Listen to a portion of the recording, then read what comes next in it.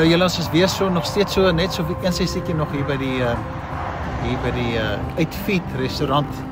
So in die boekkant van die Botma pas. Ek het klaar vir julle verduidelik waaroor dit gaan. Ons gedink ons kyk 'n bietjie onder die bome kyk of 'n bietjie stilte kan kry. Pas raas maar baie met die karre, so vergeet maar die geraas van die karre en die goed wat in en uitkom. So 'n bietjie fokus op die Kersfees hier 2025, die geboorte van die Here Jesus Christus, wat vir ons baie betekenis het as kinders van die Here. En ons moontlik hierdie geleentheid weer kan gebruik om net herinner te word aan wat alles daar gebeur het rondom die geboorte van Christus.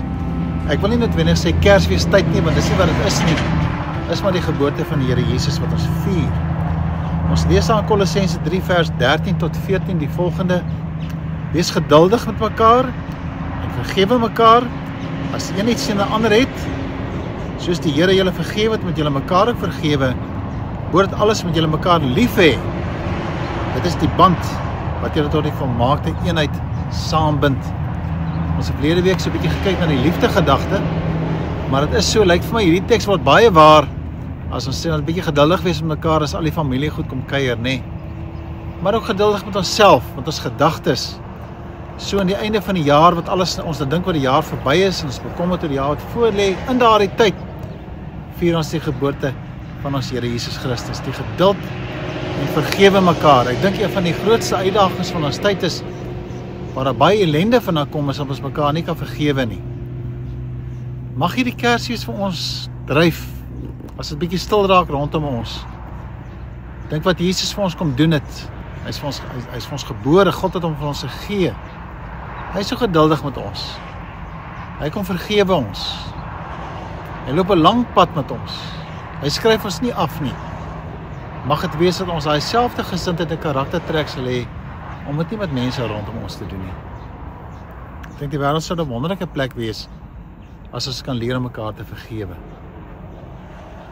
Ek wil uitnooi om dit miskien prakties te doen in hierdie tyd wat nou voor lê. Miskien in hierdie dag wil jy nie 'n mooi briefie gaan skryf vir iemand wat jy wil vergewe nie. As jy miskien nie moet dit nie, skeer maar gooi maar net weg. Maar iewers het jy tog neergeskryf.